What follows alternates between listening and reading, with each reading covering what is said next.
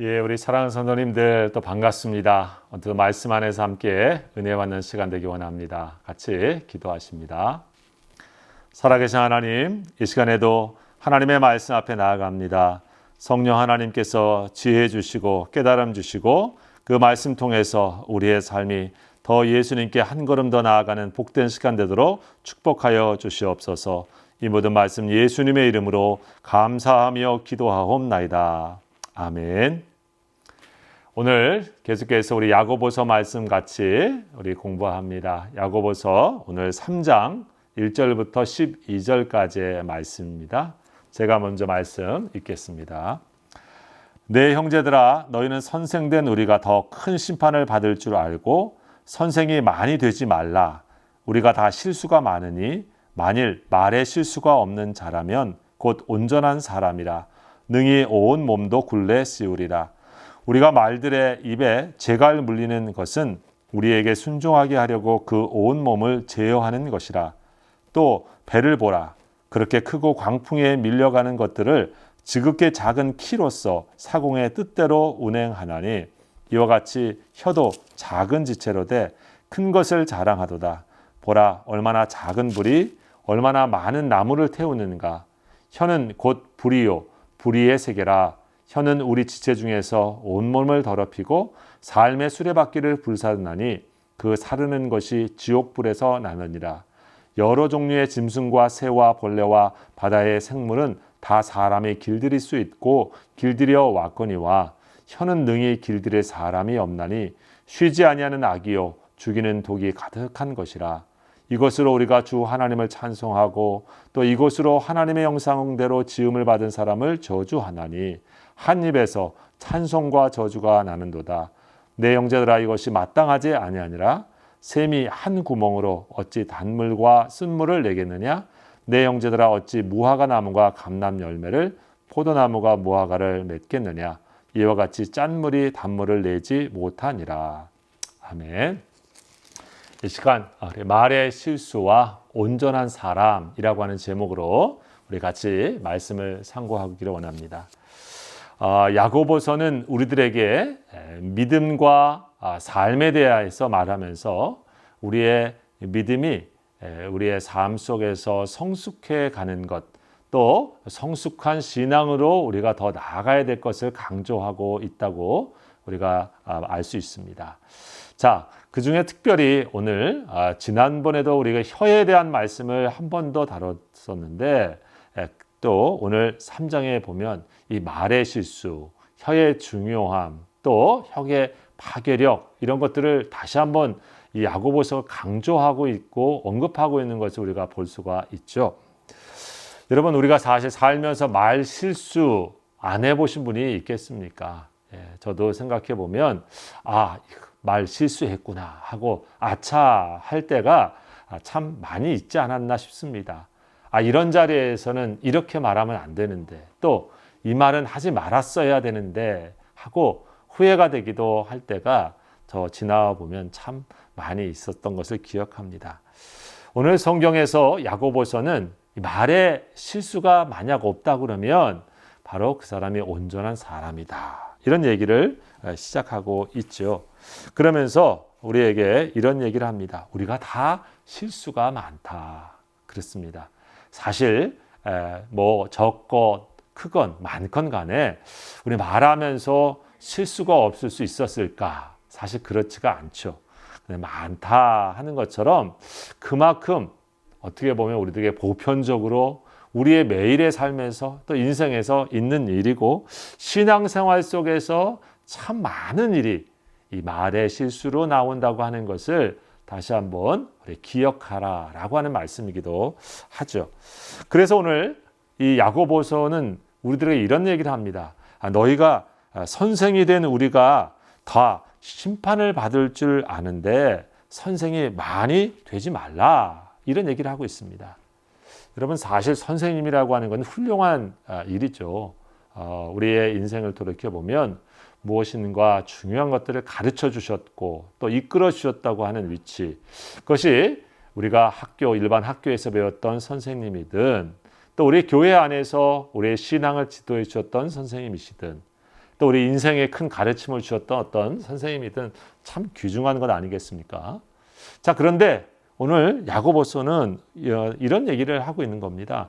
너희가 내 형제들아 너희는 선생된 우리가 더 큰 심판을 받을 줄 알지 않느냐라고 하는 얘기합니다.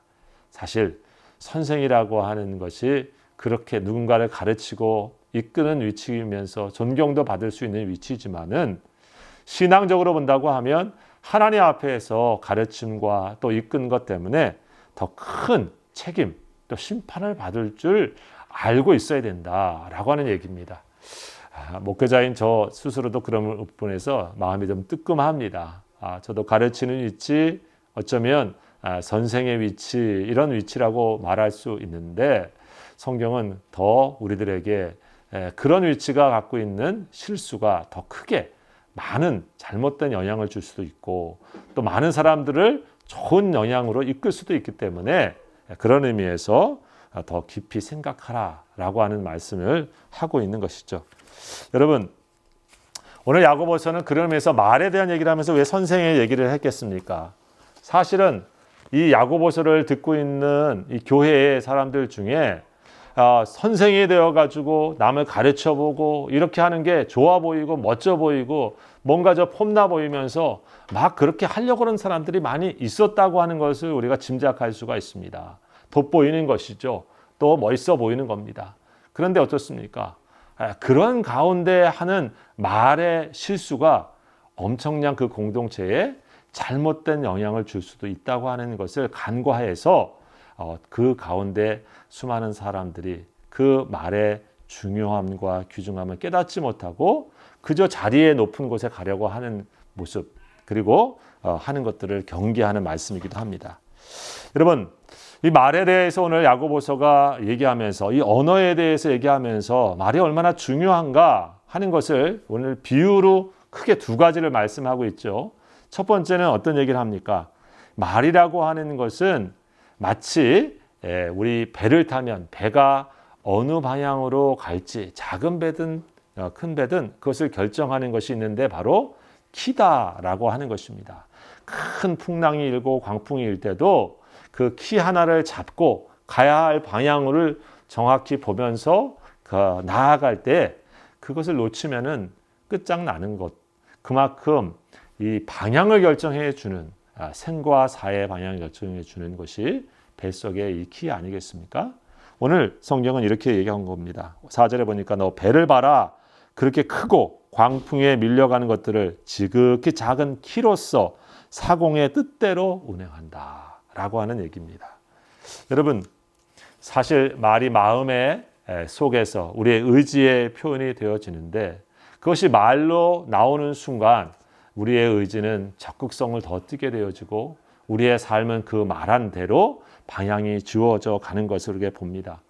우리의 마음 속에 있었던 것에서 넘어서 말이 부정적인 말로 결론 짓게 되어지면 그 주변과 상황은 부정적이게 되어지는 것이죠. 자신을 향해서도 어떻습니까? 또 주변을 향해서도 그 말이 그 삶의 결과를 또 방향을 만듭니다. 예를 들어 여러분 어떤 우리가 그런 사람 보지 않습니까? 어렸을 때부터 부모로부터 혹은 주변으로부터 정말 나쁜 말, 부정적인 말을 듣고 이 뭐 썩을 놈, 이 뭐 망할 놈, 뭐 나가서 어떻게 될 놈 이런 얘기를 듣고 가슴에 생겼던 사람들의 그 생활과 삶을 보면 어떻습니까? 참 그 말 때문에 힘들어하고 자신의 삶의 방향이 굉장히 부정적으로 갈 수밖에 없게 되는 그런 모습, 그런 인생을 살게 되는 것들을 우리 가끔 많이 볼 때도 있습니다. 반대로 사실은 정말 힘들고 약한 존재지만 잘 될 거야. 괜찮아. 괜찮아질 거야. 그리고 이 모든 것들이 좋은 것으로 또 다가올 때가 있을 거야.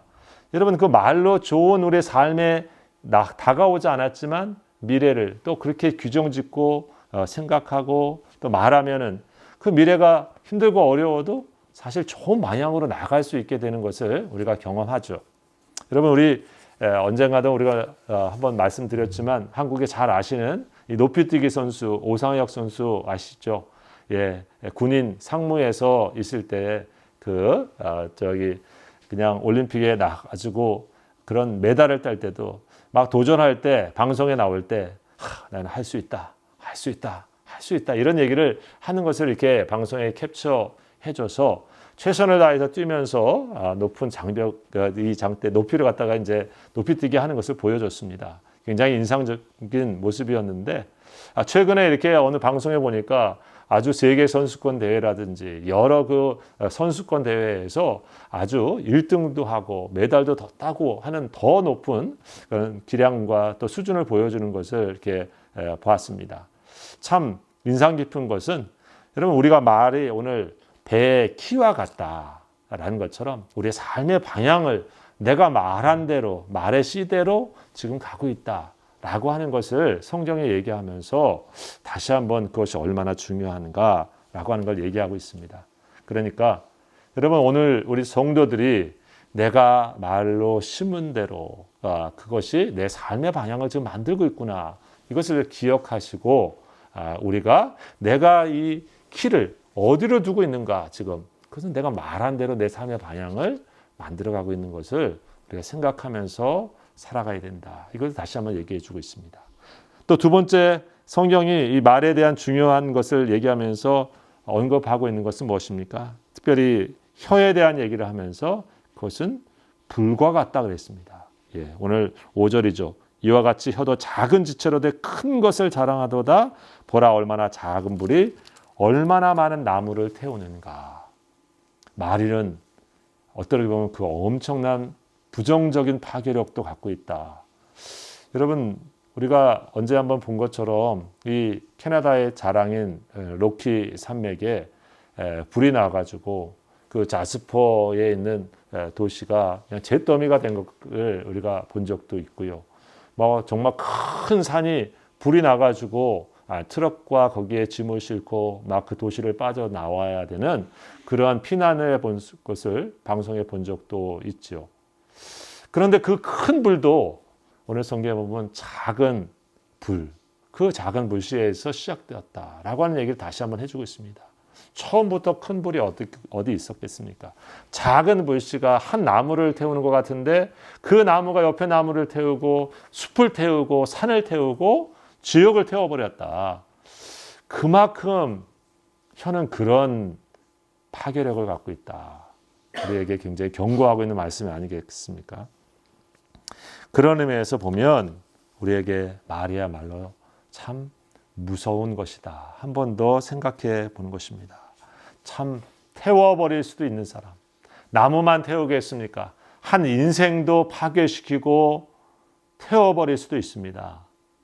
그 한 사람뿐만이 아니라 한 가정도 태워버리고 잿더미로 만들 수 있고 어떻게 보면 하나님이 세운 교회의 공동체도 그 말로 그 공동체가 쑥대밭이 될 수도 있구나 하는 것을 야고보 사도는 실제로 그 공동체에게 경고하면서 지금 말씀하고 있는 거죠.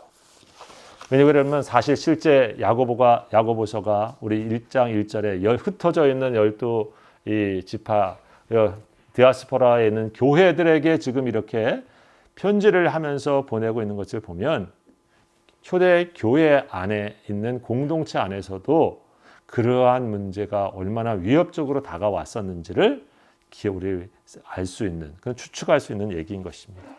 여러분, 그러니 오늘 성경에 무슨 얘기를 하고 있습니까? 우리들이 이 말에 실수가 없는 믿음의 온전한 사람으로 우리가 나아가야 된다 하는 것을 다시 한번 기억하라고 하는 것입니다. 어떻게 해야 그렇게 우리가 말의 실수를 줄이고 또 주님이 원하시는 모습으로 갈 수 있을까? 오늘 야고보서는 우리들의 몇 가지 힌트를 얘기하고 있습니다. 그 첫 번째로는 그것을 말을 제어하는 그러한 장치를 마련해라 했습니다. 오늘 성경 본문에 무슨 얘기를 했냐면 달리는 말, 우리가 홀스, 달리는 말에서도 우리에게 그 말이 주인의 뜻대로 잘 순종하게 하려고 재갈을 물린다 이런 말씀을 합니다. 그렇죠? 야생말은 자기 마음대로 달리지만은 우리 일반 길들여진 말에는 이렇게 재갈을 해서 워워 하면 땡기면 그쪽 방향으로 왼쪽으로 가든지 오른쪽으로 가든지 순종한다 그럽니다. 여러분, 그런 의미에서 우리에게 말에 죄가를 물린다라고 하는 의미를 생각해 보십시다. 저와 여러분들의 그 죄가를 물리는 것은 우리 신앙적으로 보면 영적인 브레이크 장치를 마련한다. 그런 뜻 아니겠습니까? 브레이크가 있어야 아무리 빨리 달려도 멈출 줄 알고 하죠. 근데 그런 브레이크가 뭐겠습니까? 우리 마음속에 하나님의 말씀을 기준 삼는 브레이크를 둬야 되는 것이죠. 이런 사람이 있습니다. 나는 뒤끝이 없어 하면서 자기 하고 싶은 일 다 말해놓고 그러면서 뒷감당 안 하고 나는 한번 말해놓고 끝이야. 뒤에 뭐 나는 남은 감정이 없어. 이미 말로 그 사람 다 그냥 파괴해놓고 상처 주고 그러면서 뒷수습 안 하고 그렇게 해버리는 경우 가끔 봅니다. 여러분, 자기가 해야 할 말과 하지 말아야 하는 것을 어디다 기준을 둡니까? 내 기준으로 두면 어떻습니까? 자기 하고 싶은 대로 하다가 우리가 큰 실수를 해온 것 아니겠습니까? 근데 오늘 죄가를 물리는 것 첫 번째는 하나님의 말씀에 브레이크를 두는 거죠. 이거 하나님이 기뻐하시는 말씀에 합한가? 내 안에 계신 예수님께서 이 말을 하기를 원하시는가? 우리에게 한 번 더, 두 번 더, 세 번 더 조금 더 영적인 브레이크 하는 게 있어서 주님이 이거는 하기를 원하시겠다 하는 마음이 들어도 우리가 실수할 수가 있는데 그런 죄가를 물리는 영적인 브레이크가 없다고 하면 여러분 공동체 안에서 특별히 믿음의 공동체 안에서 나도 모르게 큰 실수를 할 때가 있지 않겠습니까? 그러니 우리가 오늘 세상에 달리는 말의 죄가를 물리듯 우리 입과 우리의 마음에는 하나님 말씀의 브레이크로 내 기준에 하나님의 말씀의 뜻에 합당하지 않은 말인가 하는 것을 살피고 주님으로부터 영적인 사인으로 예스 하는 마음이 드는 그런 과정을 우리가 갖는다고 하면 말의 실수를 우리가 더 줄일 수 있지 않겠습니까? 또 두 번째는 오늘 말씀에 무슨 얘기를 하고 있습니까? 혀에 대한 얘기를 뒤에 하면서 세상에 있는 것들 다 동물들, 새들 다 길들여지기 쉬운데 혀는 어렵다. 누가 그 혀를 길들이겠냐? 이렇게 반문을 하고 있지요. 8절이죠. 혀는 능히 길들일 사람이 없나니 쉬지 아니하는 악이요 죽이는 독이 가득한 것이라 이렇게 합니다. 무슨 얘기겠습니까? 능히 길들일 사람이 없으니까 우리는 길들여지지 않으니까 그냥 두자 이런 뜻이 아니죠. 그만큼 힘들 것이고 내가 내 말은 다 할 수 있어 이런 자만하지 말라는 뜻입니다. 능히 내가 내 말은 다 그냥 컨트롤을 해 하고 자기는 절대 말에 실수가 없을 것처럼 착각하지 말라고 하는 얘기입니다. 그래서 뭐라고 하는 겁니까? 그것을 좋은 방향으로 내가 잘 길들여지게 말에 훈련을 잘 해라 라고 하는 말씀이 있지 않겠습니까? 반복되어지는 습관이 우리들의 습관이 되어지고 나중에 그 성품이 되어집니다. 여러분 말이라고 하는 것이 우리 태어났을 때 우리가 말했던 그 말씨 또 말의 태도 그게 계속 반복되어지면서 우리 모습에 지금 말투가 생기고 말의 그 모양 그 말씨가 생긴 건 아니겠습니까? 저 옛날에 저는 그 지역 사람이 아니지만 군대에 있을 때 우리 군목 계신 분이 결혼식을 목사님이 대구에서 하신다고 그래가지고 대구에 이렇게 내려가서 우리 군종병들하고 이렇게 버스를 탔는데 옆에 있는 그 이제 대구 아가씨들이 대구에 있는 우리 여성들이 얘기하는 얘기 딱 들으니까 되게 이뻐 보이더라고요. 제가 볼 때 그래서 이분들 이런 말씨가 이러시구나 하는 느낌이 들은 적이 아주 오래전에 있었는데 어떻습니까? 태어나면서부터 대구에서 태어나서 대구에서 맛을 쓰시는 부모님 밑에서 계속 그처럼 보고 뵙고 하면서 그 말투가 있어진 거 아니겠어요? 전라도에서 태어나신 분은 전라도 그래서 사투리가 나오고 경상도에서 태어나신 분들은 그런 건데 오늘 이 말씀을 깊이 생각해 보면 이렇습니다. 우리가 말씀을 우리의 혀를 잘 길들인다고 하는 것 그래서 그것에 영적인 훈련이 필요하다고 하는 것을 다시 한번 기억한 겁니다. 그럼 우리는 뭘 배우고 계속 배워야 되겠습니까? 자꾸 길들여지는 영적인 훈련을 할 때 예수님의 말씨, 예수님의 말씀의 그 어떤 느낌, 그 마음, 그거를 우리가 깊이 생각해야 되죠. 왜 그렇습니까? 예수님이 이런 말씀 하셨잖아요. 선한 사람은 선한 마음의 창고에서 선한 것을 내고 악한 사람은 그 악한 창고에서 악한 것을 내놓는다.